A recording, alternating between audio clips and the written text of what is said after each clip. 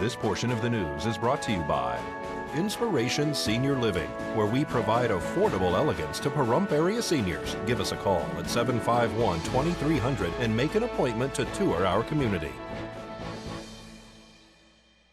Over the past several years, electronic or e-cigarettes have grown in popularity.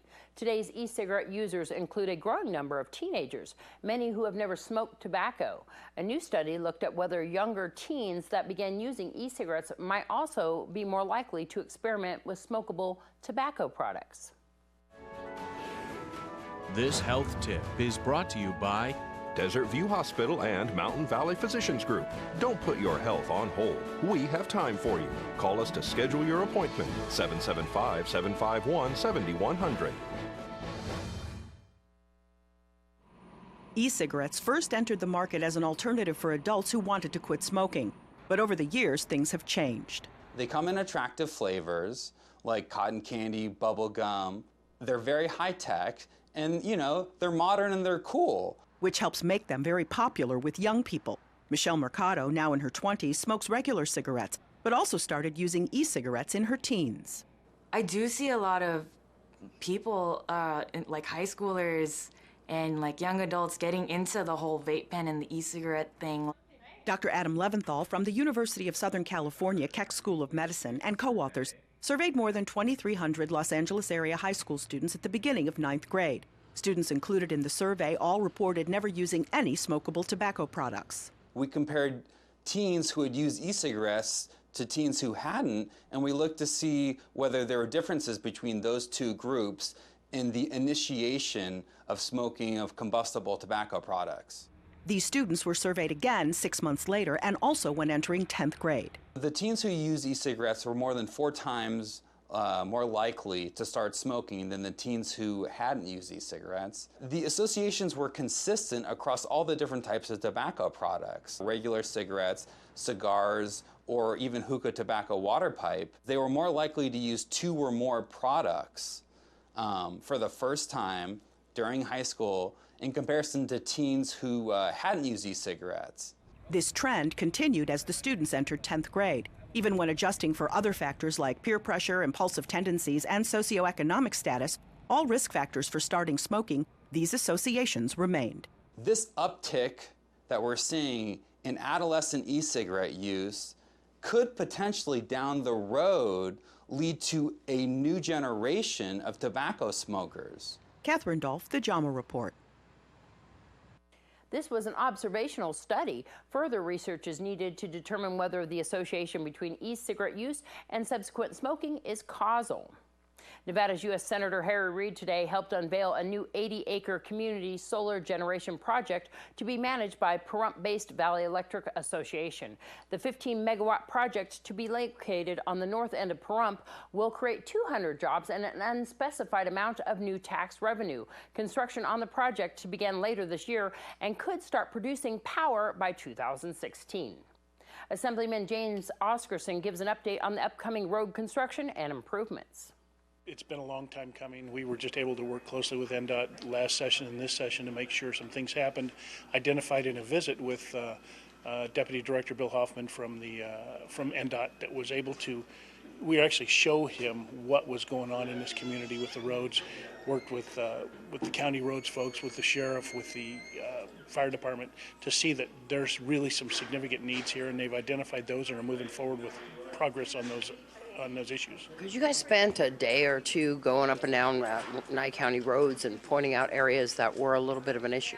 We went up 160, we went out Johnny, we went all those places to look.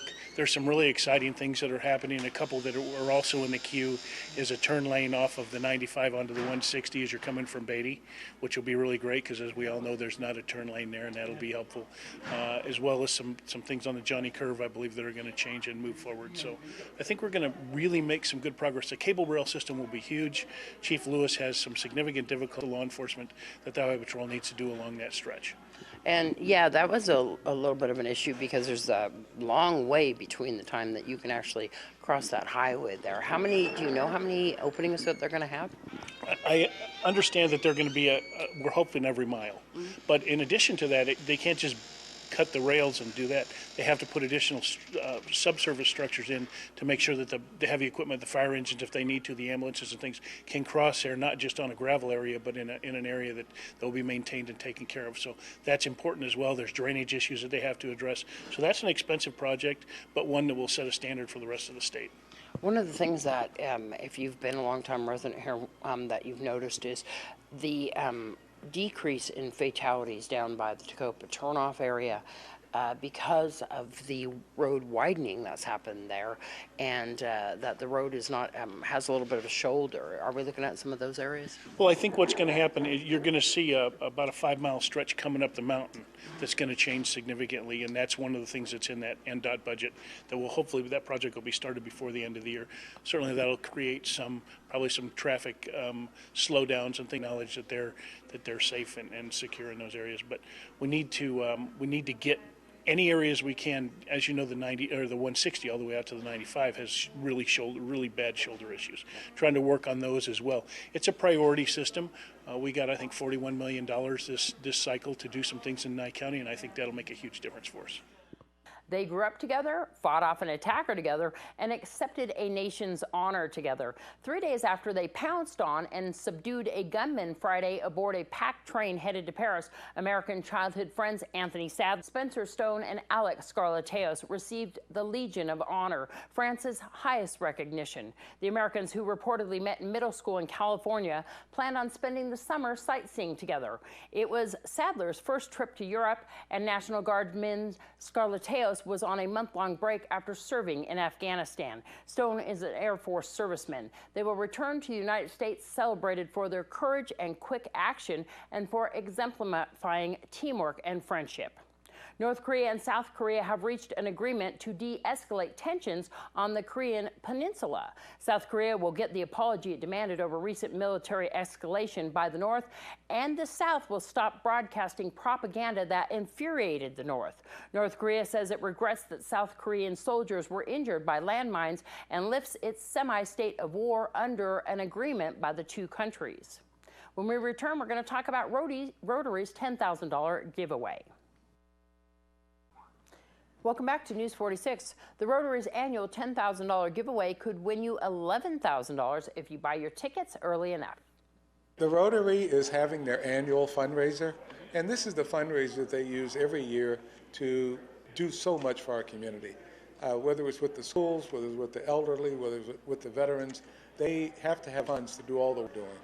And so this is the annual fundraiser, and it's the $10,000 giveaway. Yeah, but that's changed, right? There's $11,000 that you might be able to win. Well, if you get your ticket soon enough, you will get an extra $1,000. Wow. So So that encourages everybody to buy early. we're trying to get people to buy these tickets early. When you talk about $10,000 giveaway, and you talk about, look at the fact that they're only selling 400 tickets. You got a good chance. Excellent odds. You can't beat that anywhere. So 400 tickets being sold. You could buy as many as you want. I'm buying one. That's all I can afford. But I'd love to win the $10,000. And we've $11,000 since I have mine sooner. Exactly. And we've seen this over and over again, our friends and neighbors being able to win this money. And the tickets are a little bit different than they were before in the previous years. I know last year we did this, and it seems to be working out. Before, the tickets were $100 per ticket, and that comes with your dinner. Yeah. Now the tickets for the giveaway are $75.